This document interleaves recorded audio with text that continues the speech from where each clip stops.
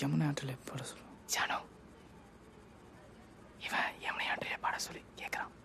யமுனையாற்றிலே ஈர காற்றிலே கண்ணனோடதான் ஆட, பாசை பூத்திட பாதை பார்த்திட பாவை ராதையோ வாட, இரவும் போனது பகலும் போனது மன்னன் இல்லையே கூட, இளைய கண்ணியின் நிமைத்திடாத கண் இங்கும் அங்குமே தேட, ஆயப்பாடியில் கண்ணன் இல்லையோ